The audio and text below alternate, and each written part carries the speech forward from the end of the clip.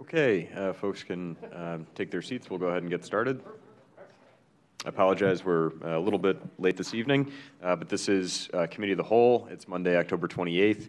We've got one item on our docket agenda this evening, but before we get to that, I will make a motion to approve the minutes from the September 30th Committee of the Whole meeting. Second.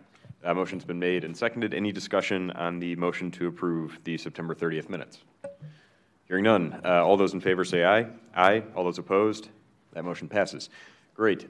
So that brings us to our sole docket item, which is, once again, Resolution 9097-19. We've had a few different conversations now, obviously, both dating back to, I think, some of our earliest discussions about the decision to acquire the property, but more recently, in Committee of the Whole, we discussed the progressions that the city has gone through in evaluating the structure, both in terms of our needs and also in terms of its ongoing viability, and had the opportunity to ask some questions at that point in time. Since then, or I should say at that meeting, we also discussed a couple of different approaches as far as soliciting someone to do the necessary work on the site, whether that would be rebuilding a facility from scratch or renovating the existing facility. And we have here before us tonight the RFQ, the request for qualifications for design build services, and that, as you'll all recall, was one of the methodologies, the two methodologies that we discussed in terms of ability for contracting, the other being the design bid build formula. So in any event, without further ado, I'll turn it over to our members of the administration who are here with us tonight to take us through their presentation.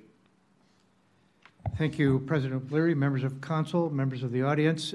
Tonight, we wanted to get some shape with a hope that we could get your comfort and confidence to vote next Monday on releasing the request for qualifications. Now, it's real important you understand this is a request for qualifications.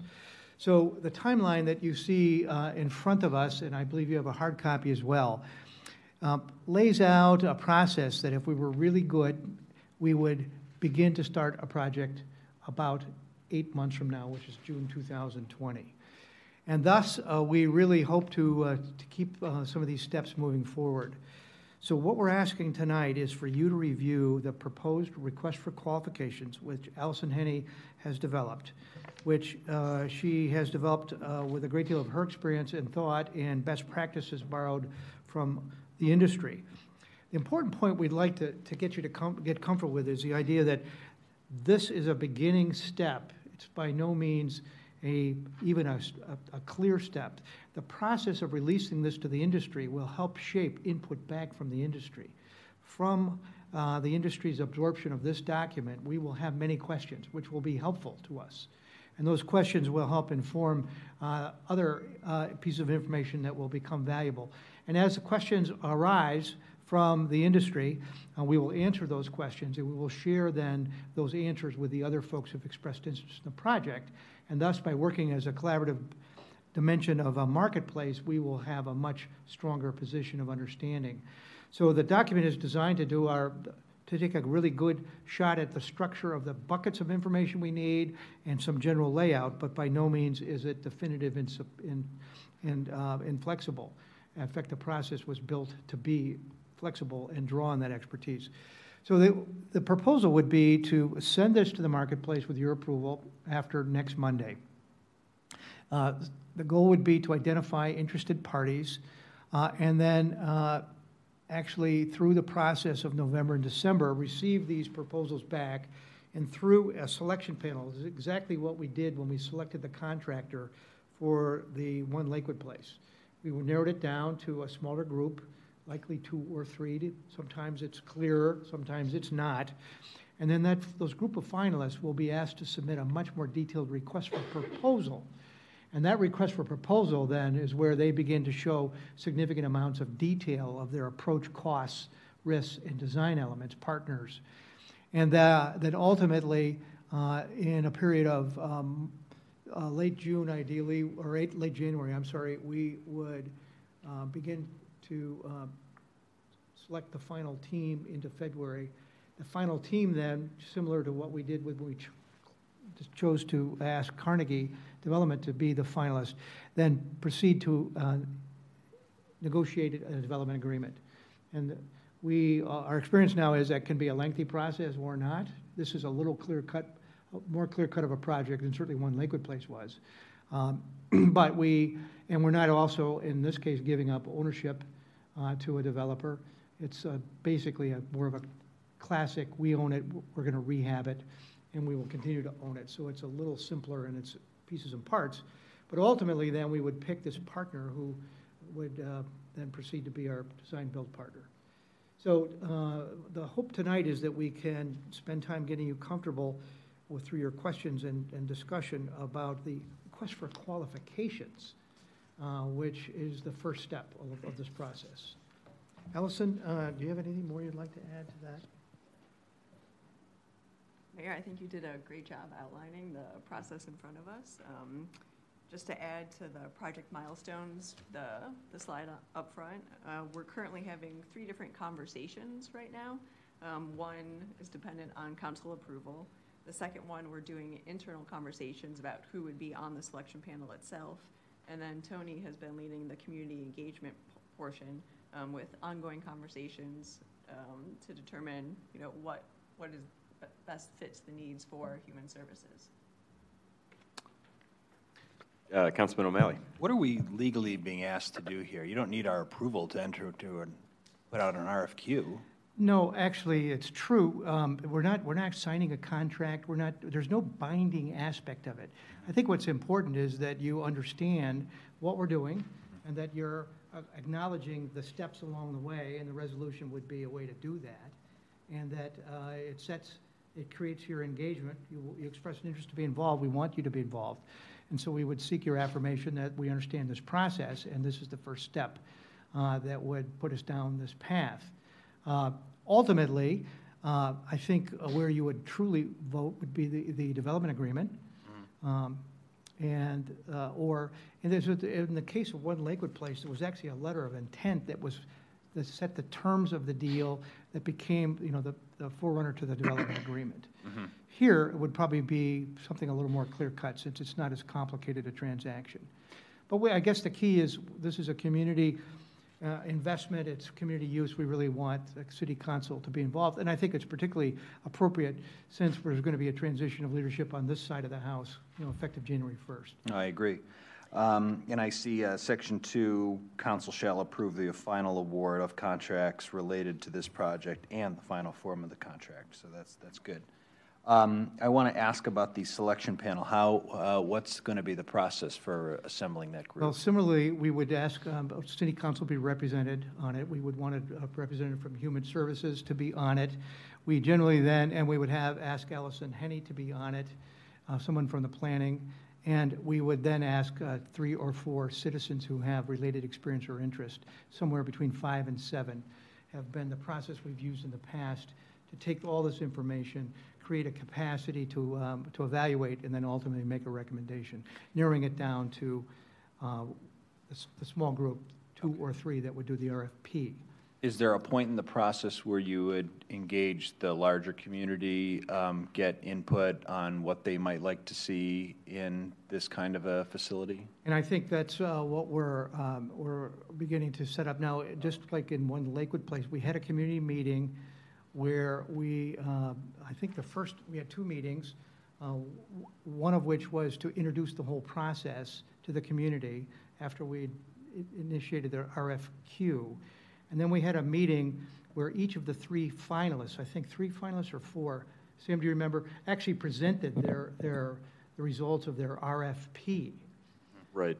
So, I think there were 3 at that point. I think there were 7 or 8 originally, and then it was narrowed down from there. That was done publicly in this room as well. Okay. Thank you. I appreciate this and appreciate the resolution. I would just ask that, even throughout this process at all stages, that council be engaged. I don't want us to get so far down the road that by the time we've got a major concern or something comes up that that it's going to be very hard to, put that back in the bottle. So, but this looks good to me. I appreciate it. Thanks. Mr. Chair, if I could just Yes. clarify one point. The process that is being put before you is a design-build process, which is not currently permitted under our local ordinances. It's actually permitted under the Ohio Revised Code. So we are required to come to you for permission to enter or to issue the RFQ. That's ultimately council's stamp saying, yes, we're comfortable with going forward with this process, and then ultimately, rather than going through a bidding process like you would normally see for a public construction project, once the design-build contractor has been identified and the scope of the work has been identified, that agreement comes back to council for final approval because it does not get bid in a normal fashion. One last question. Will we have an opportunity to approve the contractor, or is that going to be decided out of this process? It all becomes part of your approval. You're ultimately approving at the final stage the agreement with the selected contractor and the terms specifically. Okay. Mr. Chair. Yes, Councilman Rader. Thank you, Mr. Chair. We talked a little bit about the bid process last time and kind of why you decided to take this route instead of going through a bid. Maybe you could just expand on exactly why we chose the design build rather than the bid process. What are the hindrances? What are the things in this particular project that would hang you up from going through a normal bid process? Do you want me to start on that, Mayor? Sure. My understanding, I had the same question because I mean, when you think about a public improvement contract, you often think that bidding is probably the most effective, lowest cost.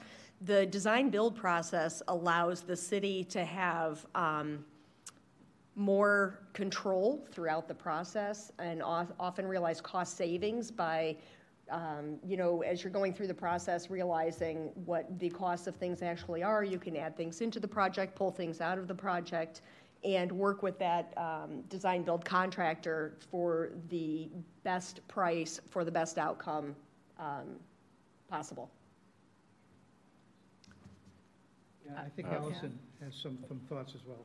Just to highlight some of the points that we had discussed last time, the design-build approach, there's more opportunities for us to control the design as well as managing the budget, as Jen had just mentioned. It also minimizes the conflicts that arise by only contracting with the design-build team rather than multiple contracts across the boards. With the traditional design-bid-build approach, you're not always getting the most qualified. It definitely satisfies the budgetary requirements, but in the traditional methodology, there's usually a cost increase along the way. So the design-build definitely helps to control, as Jen had mentioned, the budget itself. That's helpful. Thank you. And I would just add that I've also, as I've seen it play out, and this I think is related to those points, but in other communities and other projects, I've seen it play out where it really does reduce the amount of change orders ultimately that are necessary because there is that kind of ongoing conversation, related to both the design initially and then also as the project is ongoing. And I think, to that point too about reducing the number of contracts overall and having the one partner that's, primarily responsible or exclusively responsible to the public entity is that I think it increases the likelihood that the project gets done on time to some extent as well, because they have usually an acute incentive to deliver that project on time in a way that when there's multiple contracts going on, you don't always have that throughout the chain of contracts. So, Mr. Chair. Yes, Councilwoman George. Yeah, you had mentioned that the design build is not permitted under current city code. Did I catch that right? Yes. Chapter 111 lays out our purchasing and contracting requirements, and it does not specify it as a specific form of contracting, essentially. Do you know why that is? I don't know that it's honestly ever been addressed. I know that there is one other example of when we've done a design build, and that was somewhat recently the the high rate treatment plant was done under this model as well. And I think the digester project yes. was also done. So, and I think it's probably a newer way of, entering into public improvement contracts. Okay. Okay. Thank you. Thank you. Any additional questions or comments from council at this time? Yeah, Mr. Chair. Yes, Councilman George. Yeah, I just want to go back to the selection panel. Mayor, you mentioned 3 to 5 citizens, along with a member of council and Allison and Human Services. How are those 3 to 5 citizens going to be selected? Is that council's choice? Is it the administration's choice?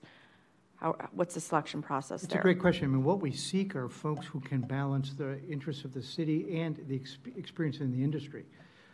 We were able to attract folks from University Circle, Inc., for example. Debbie Berry sat on the One Lakewood, and she had participated in many conversations with University Circle projects. We had Joe Stewart, who worked on the developer side of his life with Jacobs development company for probably 35 years. So he was able to bring that perspective to understand how developers viewed it. And of course, these were all Lakewood residents. So we try and seek folks who can provide insight. I think Sam was the representative to council on that period. We had Tom Einhaus, who actually have done the redevelopment for Playhouse Square, who was able to bring an enormous amount of experience to us.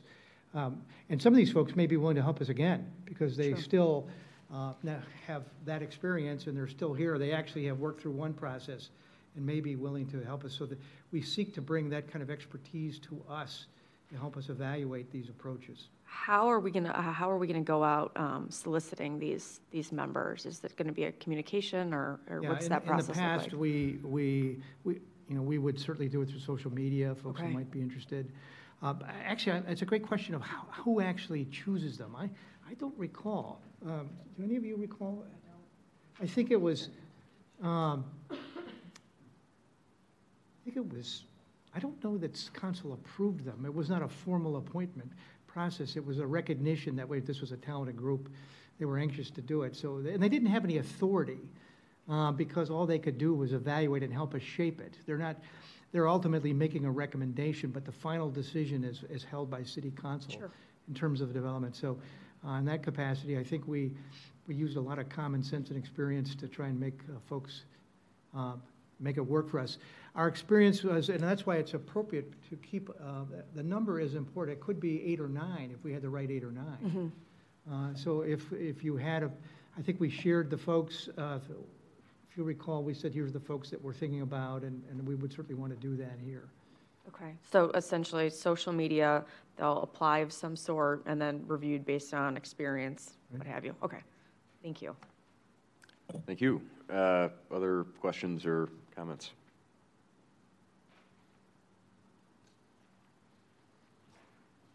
Yes, Councilman Bullock. Thank you. I'm quite comfortable with the structure of the anticipated project review. My question is, what are we trying to get our hands around? Is it design and features and function of the building? What's the sense of possibility? What are the practicalities? Is it financial and scale question, sum of all of those things? Yeah, I think it's fair to say, I mean, we start with the idea of trying to find a great partner who would help us shape all of those. We've already made several determinations. We understand we can take our existing program from Human Services and fit in the building well with extra space, which right off the bat, we would have the capacity to do extra things we've never done before. And we know that by all fitting together under one roof, significant synergies begin to make themselves known to us in terms of leveraging staff more successfully and also leveraging multi-generation interests. I think the power that we envision is that walking in that same door is an 80-year-old and a mother with a 1-year-old or less, all seeking the same support network for different stages of their life. And the opportunity to leverage those two resources in creative ways we've never thought possible for the needs of both is exciting. That we've never had that ability before. We know that there's plenty of space to do all 3 segments of our work simultaneously. As a practical matter, they don't all happen simultaneously. So as a consequence, there's lots of space for any one of them at any one moment in time to do extra work. We expect to leverage the issues of social determinants of health and bring that to a conversation at all levels of our society. So the idea is, what does that space look like? We know there's the warm, safe, and dry consideration of a good roof, a good heating system and good, safe electrical system, and a dry basement. You know, those are sort of the must-dos. And after that, we continue to work with ideas we've already crafted about space design and utilization and flexibility. And that's where the partner, I think, needs to be in. What walls can stay, what walls can move, how we might do it in phases so we can begin to use the building sooner rather than later, how we can create space that stands the test of time, that's flexible. So that team would include architects and the contractor.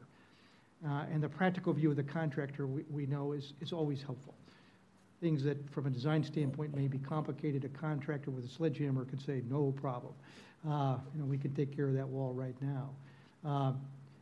So those are the things we hope to leverage through this process. Mr. Chair, follow on. Sure, Councilman Bullock. So the kind of the immediate answer is we're really seeking a partner who can help us answer best the other questions I asked beforehand, because we're still exploring and scoping out what is possible. Although I think it's fair to say we have a pretty good idea, and Allison, working with Human Services. We've narrowed it, but Yeah. but the getting to a blueprint.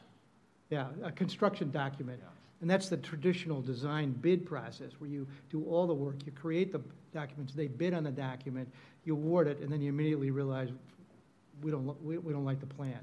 You know, we really want to change it by our choice or theirs. And that's the phase we think we can do better on.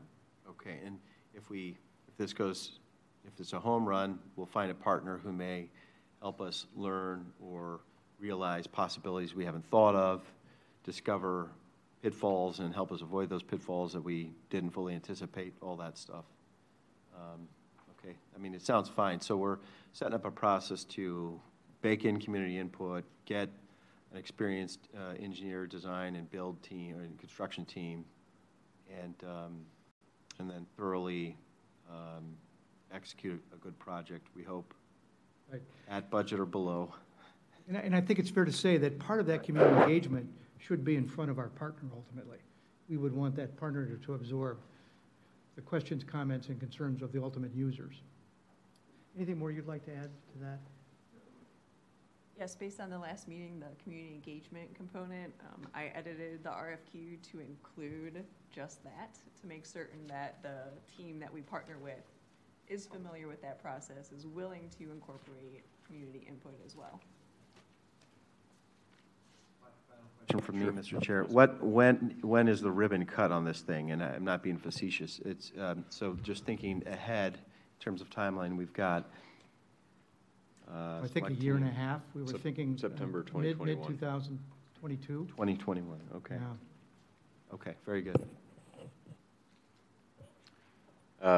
I had just a couple of questions. One of them was under, I guess it's number 7 on page 5, the asterisk that says the environmental abatement will be determined under separate contract. Would that be? What are we contemplating there? Is that we would separately contract the environmental with an abatement company that isn't part of the RFQ process ultimately, or that we are going to do it with this partner, but we're going to negotiate that contract separately, or what's the thought there? So we had postponed the abatement process, and because of that, that changed sort of the project schedule, so that's something that will still continue, but we had received council approval previously for that, and we've just paused it at this moment so that we can facilitate this process. I'm sorry, Allison, if you could move your mic up a little bit, I think folks are having trouble. So as I was saying, we postponed the abatement process in order to make certain that this portion of the project could maintain momentum. So the abatement itself would align with the interior demolition of the project. I'm not fully understanding, since we had a separate contract, if we would continue with that process or if it would be wrapped up into this. If I can interject, this council granted authority for the abatement work inside of the building, and then the farther we moved down, talking about Whether or not we were going to move forward with this. Was it going to be reuse of the existing space? Was it going to be a complete demolition with a new build? We kind of postponed that abatement. And I think actually what's going to happen, Councilman O'Leary, is that work will actually probably be included in the design build as opposed to it being handled separately. There was some talk of reuse of the space in the interim while we decided, and so it's kind of been tossed around back and forth. So. Gotcha. Thanks. My other question was, there was a provision, I think unfortunately lost it, but it was basically indicating that the criteria architect would either be the owner or the owner's designee. And I was just wondering, out of curiosity, if we have a sense of whether the criteria architect is with us in the room this evening or is going to be a designee. I'm waiting, I don't know, Mayor, can I be the criteria architect? I've been serving in that capacity, but there's never been like. Sure. Gotcha. I mean, honestly, as a fair statement, we don't have a lot of experience doing this regularly. This is a pretty big it's a very big project. It has very significant consequences. So we're benefiting from experience that Allison brings in other ways. So clearly she has the skills and ability to do it. She would be our representative. I guess I remember the Board of Education hired an owner representative to sit in and through the various phases because they didn't have someone with the abilities like we have with Allison. So in our case, we're not talking about $324 million worth of work either. So it would make sense that we would use the experiences we have appropriately. I think we would rely on Allison to understand when she felt comfortable or not comfortable with any phase, and if we needed to bring exterior or outside help in, that we would do so to make sure the citizens' interest was protected. Is that fair? Yes. So. Thanks. I see on the submittal requirements, we list a number of things under general firm information, but it looks like, and maybe it's elsewhere and I have missed it, but are we asking for a litigation history somewhere? Or might we, if we think that that's relevant? Or you mean the suitors? Yes. As a matter of course, why don't you share what we would expect back from potential partners? Should we start on page 5? Is this where statement of qualification, evaluation criteria, and submittals information? This outlines the percentages of how these different categories have been weighted based on best practices, based on internal conversations to help pick the best partner. As part of that, just general information from the firms themselves, and then it goes on to list the project team organization. So we would expect resumes from everybody that is included on the team and what their roles would be so we can best understand their qualifications. The second category, projects of similar scope and complexity. Have you worked with a city before? Have you worked on adaptive reuse before? What are the types of projects that you would like us to evaluate you on? From there, we're asking for the design build, architectural and engineering past performances. How do you handle the design process? What are your experiences with adaptive reuse, energy efficiency? Specifically outlining, describe any issues or problems that arose on a project of similar scope and complexity and how those problems were resolved. So we are looking for that criteria. Yeah. Thanks. Any other questions, comments? Councilman Litton. Thank you.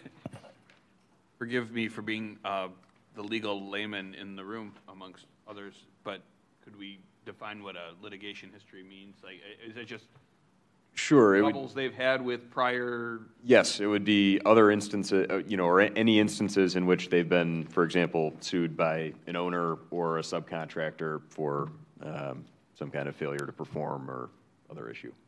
Sure. So to clarify, is that specific thing going to be requested? From the language that she just read, it specifically has not been. We can include that, certainly. Thank you. Thanks. Any other questions or comments? Anything else from the administration? Yeah, I don't think so. All right. We're at a loss to explain a complex subject, so we're counting on your questions to help us to do that.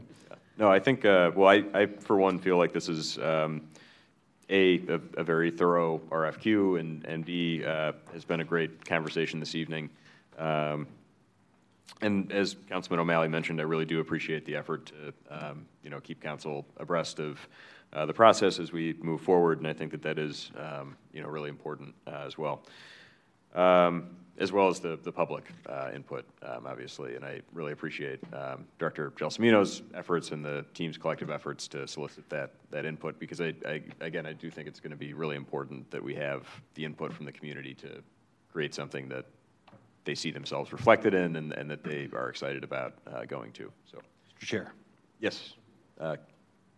One Councilman last O'Malley. thing. Yep. I think I speak on behalf of other council members when I say that the extent to which you would like our assistance in assembling or putting forward community members for the focus groups from the community, would certainly be willing to do that. Folks who are leaders within neighborhoods and other communities within Lakewood. If we can be helpful with that, I know I, for one, would certainly be glad to help. We'd welcome any help. Of course, I won't be here to do it, but the point is, our opportunity is to think about benefits that we've never had here before. You know, we can put together pretty good feedback on the here and now in terms of our programs and use, and will. But our synergistic opportunity is to think of the creative ways that a community like ours could benefit from this kind of space that we've never seen before. That is the secret sauce. I think that we'd love to capture that vision. So we're going to need all hands on deck to do that. Thanks. I echo those sentiments, and I think, as I mentioned at the last meeting, I think it's really important that we obviously include and, you know, very heavily rely on the input from our current senior center users, but also reach out to the folks who are not using the senior center and really take this as an opportunity to find out, you know, what would it take to get you, you know, to come out and visit. So. I think a couple slot machines would probably help. Yeah, right. Councilman Rader. Thank you, Mr. Chair. Sure. Yeah, does this place have a web address? Does it have a space to live online yet, or will it? Kind of like we've done with the other projects. I like how we have the blog for the specific place. It will have a place on our website, yes. Okay, great. Thank you. Yes, Councilman Anderson. Thank you, Mr. Chair. I appreciate the opportunity to be cued in on this RFQ process early on. I think this will bode well for the overall process. And to the extent that you all can answer now, I know that the issue of mediation of the current site, which we own, any updates that you can provide as to how the mediation is going so far? What are the steps of that before we even get into this process? Just curious.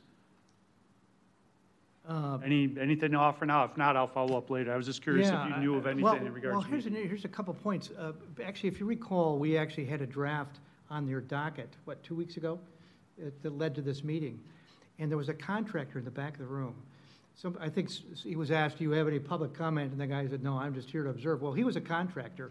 He was here for this specific project. And I think somewhere along the line, somebody took it off your docket and put it on. You want to explain what happened? So an organization that releases RFQs and RFPs as part of sort of their subscription package had put out this RFQ.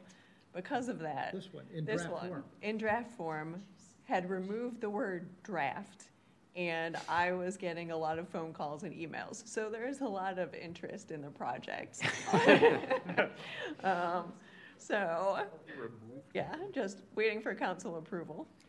Gotcha. So the point is, I think that we're going to want to keep you apprised of when this goes out, perhaps early next week. If we approve it Monday night, we're going to get a lot of response, and we're going to want to keep you abreast of all that. In regards to the remediation... Oh, remediation. That we had approved a while back. I was yeah. just curious if there's any updates as to no what's updates. going on in the building now. The building is just empty, and we worked hard through an effort of a variety of our employees to clear out the stuff. By the way, we're still looking to find a good home for some very long pews. Very long pews. So if you have some creative ideas, the next step is a chainsaw to make them shorter pews. So I think the pews are about the only thing left. So we've cleared out the building, which was really the first step. And the next question then was to open up some of the panels to look what's behind. And I think the sense is that the floor tiles themselves are not likely asbestos, but the mastic that was used, which was common at the time to actually adhere the panels to the floor, likely has some asbestos. So the removal challenge very much focuses on getting rid of the vinyl flooring and the mastic that holds it, which is a grinding process.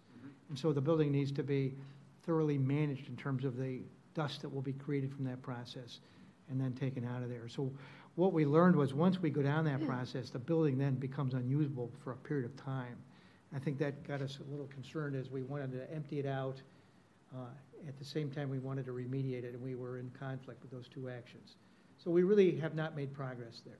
It's being addressed, and we're still in the exploratory stage of remediation.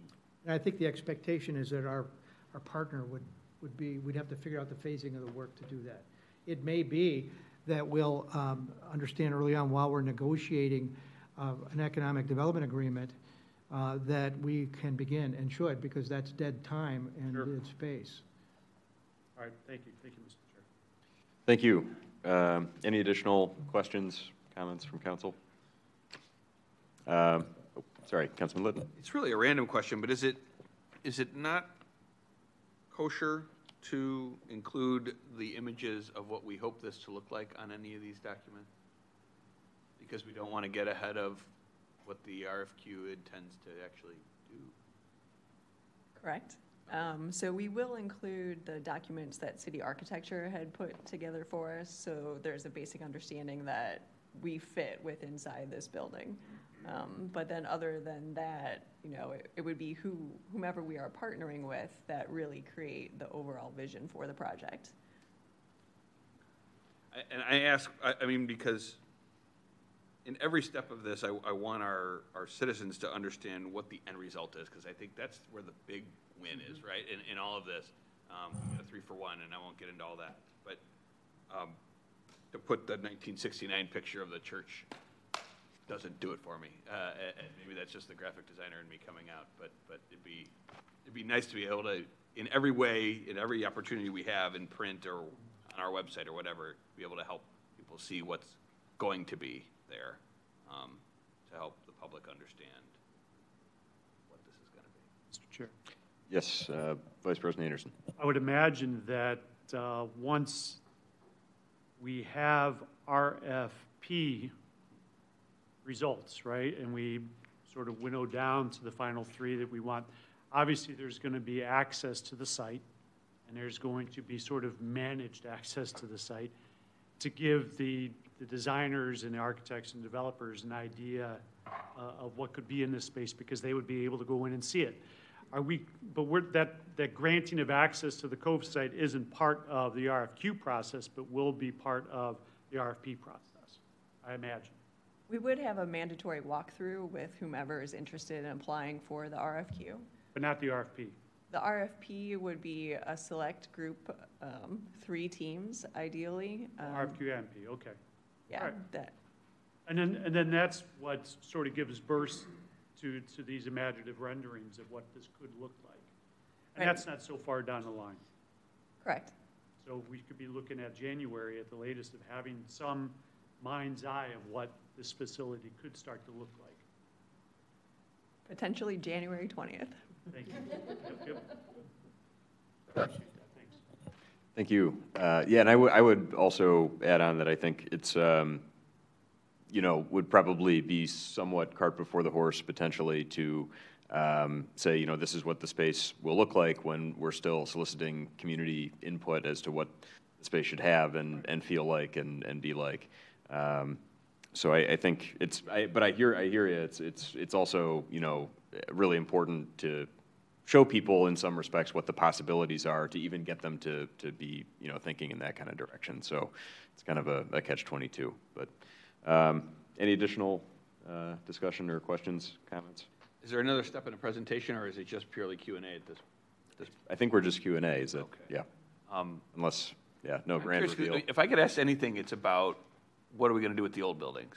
And interestingly, and so I mean, I know that's maybe a couple years away Right. because we want to use them until we have a new space to move into. But what's the plan there, or even tentatively? Well, we know the Lothar Center has great potential synergistic redevelopment with the Hilliard Theater site. So they're right across the street from each other. So looking at those two in combination, I think once we're clear as to when we likely would be able to vacate the buildings, we would begin to look at marketplace. I would suggest that you look at marketplace opportunities for the building. I think it's pretty clear that we're not great holders of investment property. So I think the best, my thinking at this point is that you sell the properties to the rightful owner, whoever that is. And there would be really just two of them, Madison Youth Office and then the Lothar Center. You know, the family room exists as guests of the Methodist Church at this point, so that's not our real estate. And keep in mind, too, that should be probably bundled into other real estate we own, such as the 9 houses on Bell and St. Charles and the Community Health Center. Those are all real estate ownerships that we have, and I think that it's a serious question as to what our role is in the future. And there's several $1 million worth of value there collectively, probably 3 or 4, under the right owner, under the right conditions, that the city would be able to transition those to a rightful owner, collect that cash, and then reinvest it in ways that make sense. And you'll be the ones making that decision. Thank you. Any further questions or comments? Hearing none, I will move to recommend approval of the resolution 909719 at our next full council meeting. Motion's been made and seconded. Any additional discussion on the motion? Hearing none. All those in favor say aye. Aye. All those opposed? That motion passes. That's the end of our docket this evening. There being no further business before Committee of the Whole, I'll move to adjourn. Motion's been made and seconded. Any discussion on that motion? Hearing none. All those in favor say aye. Aye. All those opposed? We're adjourned. Thanks.